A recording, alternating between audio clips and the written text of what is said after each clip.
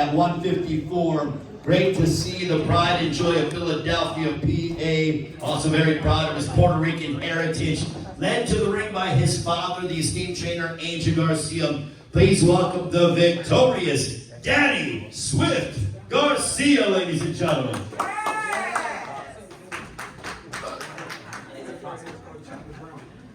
Danny, give me your thoughts on your victory. I know that welcome back to the ring for the first time in 19 months, but what does this win mean to you? What was it like being here at Barclays Center? This building was buzzing again, a lot of electricity. The fans came out to support you. What does tonight mean to you with your victory over Jose Benavidez Jr.? Oh man, it means the world to me, to be honest. You know, I was out the ring for, like you said, a year and a half. And like I said in the post-press conference, you know, I went through a lot of mental stuff. And I felt like I needed to fight again, to be myself again. You know, I'm a fighter, so I love to do. Like one day I was in the mall. I was in the mall with my friend, and we were going down the escalator, whatever it's called, escalator. Yeah. So we're going down that, and I told him, look, I used to dream about fighting in front of millions of people and for millions of dollars, and now I don't want to do it no more.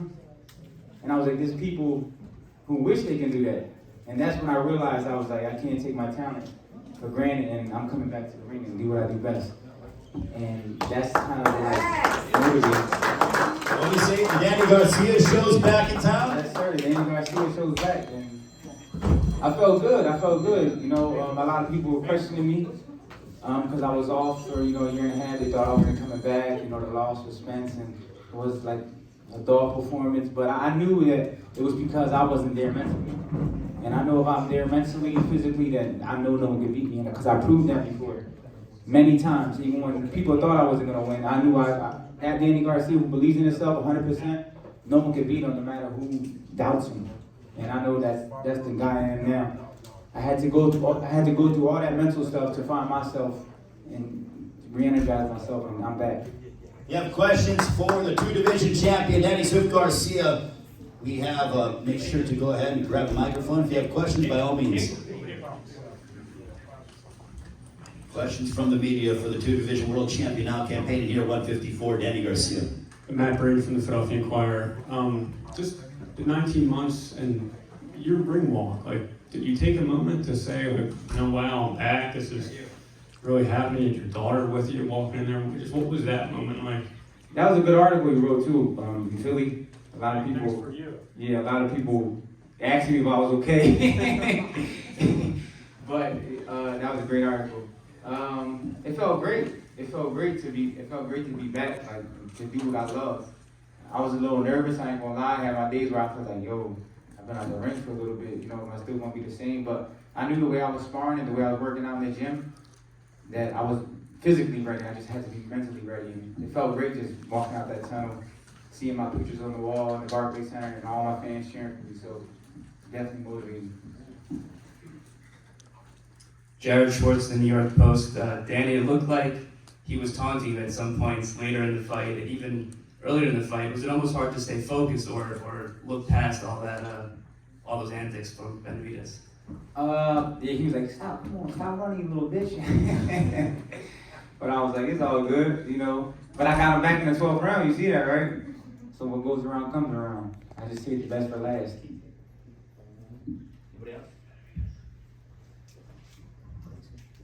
Saquon Jones with the Boxing Voice. Can you talk about the sort of anxiety you might have felt when you heard 114? I don't think I've heard anything like that since Mayweather and Canelo. Can you speak to that? And can you speak to, you know, Harrison kind of calling you out? Yeah.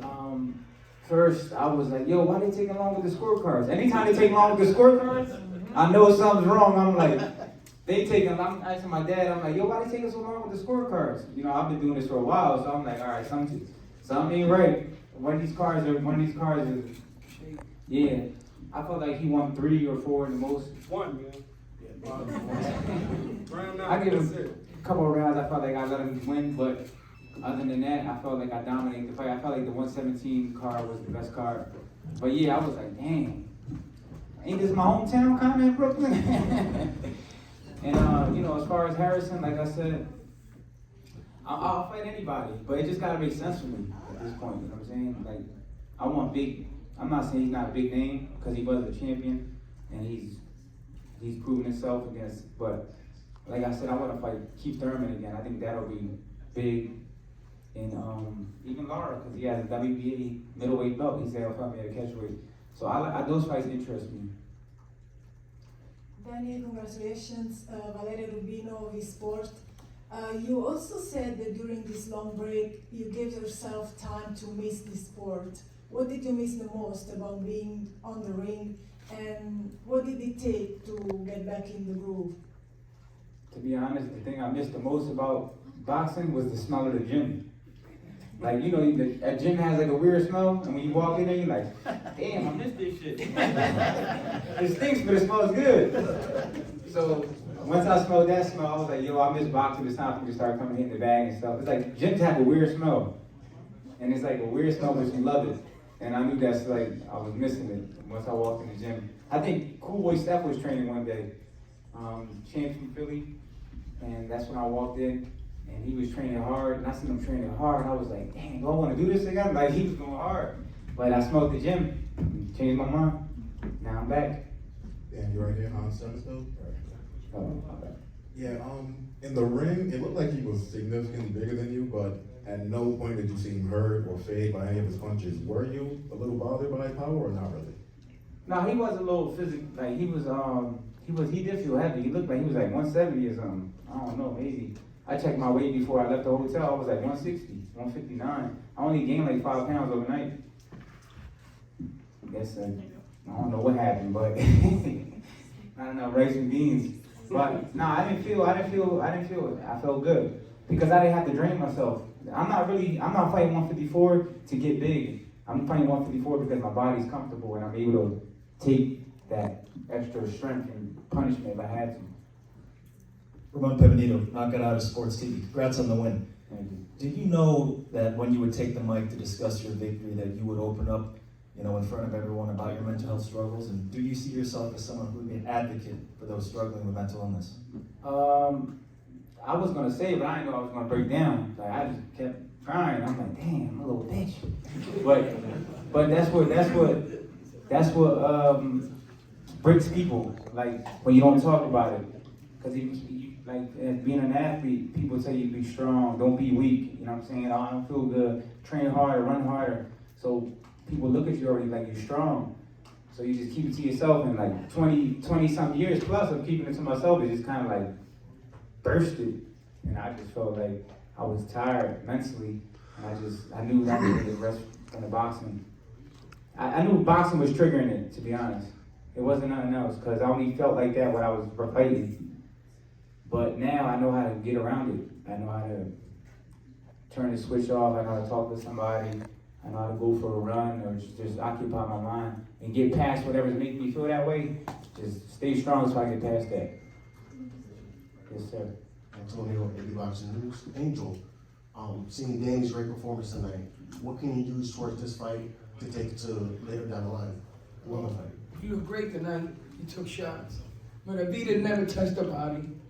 I mean, he's not a skillful fighter, but he's a strong fighter, like Danny said. He couldn't hurt Danny. Danny was some good shots.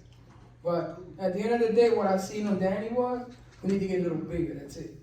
Like a little more muscle. Because Danny got the power, but, his first night, 54, and he looked great to me. And if Danny would have been great when he fought Spence, he would never beat Danny the night before Ray Catch, before he started suffering from anxiety and depression. Because that came through the COVID. That had nothing to do with it too. Not making excuses for the Spence fight, but I should have spoke up, but I didn't. Thought he would get over the hump, but he never did. But afterwards, we got over it. So when Danny fought Ray Cat that night, Spence wanted to beat Danny. Remember he had the car accident that we took 6 months that he recovered.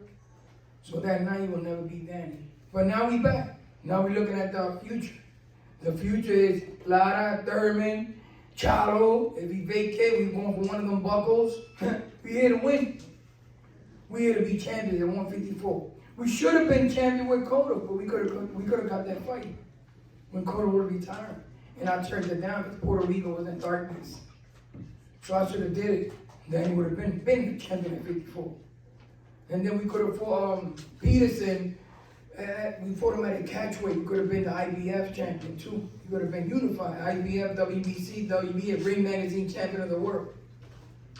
You know what I'm saying? So we're looking forward now. We passed all that. Now we're looking at a new era in Danny's life, a new chapter. It's at 154 we fight. Whoever won it, they can get it. Like Roland said, Mexicans can get it, Africans can get it, Puerto Ricans can get it. Anybody can get it. My daughter wants to say something. Hello guys. So I just wanted to say how I felt when my dad was fighting. So I felt a little nervous, but I knew he was gonna win.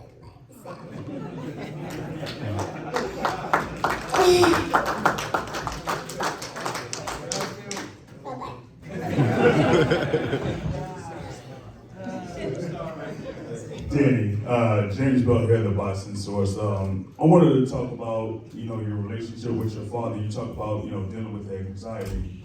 Like kind of like going in between rounds, going to your corner with your father, because I know it's one thing, like you said, being in the gym where it's hot and grimy and everything like that, but it's different when the lights are on and it's the fight and you have like a whole different atmosphere around you. So kind of like going to that, being there over in your corner with your father. It's great. I love having him in my corner. I ain't gonna lie, I've been hearing his voice for so long that sometimes I don't hear it. You hear the same voice over and over. Yeah. So sometimes he's like, I think it was in the 10th round, when he got up, he was like, listen, and he slapped me on my rib. I was like, damn! He knocked the air out of my stomach, right? Yeah, he hit me in my stomach. Like, he was like, you listening? Boom! Hit me right in my head. I said, hardest body shot I got hit with. I was like, damn! I told him, why he hit me so damn hard? But, yeah, so he catches my attention somehow, some way. But, yeah, he's always in my ear all day, every day. So, it's great. Enjoy the moment. Last question. Hi, Danny. Chris Cornell, 15 Rounds Boxing. The 154 era for you, in terms of your camp and the training for that, does it feel different, better in some areas, maybe a little worse to prepare for, or just different overall, for the weight change? No, I felt great. I felt so good that it felt like I wasn't training hard because I wasn't losing weight. Sometimes, like, you got that mental thing. It's like when you're not losing weight, you're not on a diet. It's like you're not working hard, you're not sacrificing. So that I thought about that when I was doing it, because my weight was coming down so fast, and I wasn't on a diet or nothing. So I'm like, am I working hard? Because I'm used to starving myself. So that's one of the main things that was different about the camp. And then sparring bigger guys and stuff, when I get out the ring and check my weight, I'll be like 160. But I'll feel way bigger and stronger. And that's how I knew that I was ready for this weight class.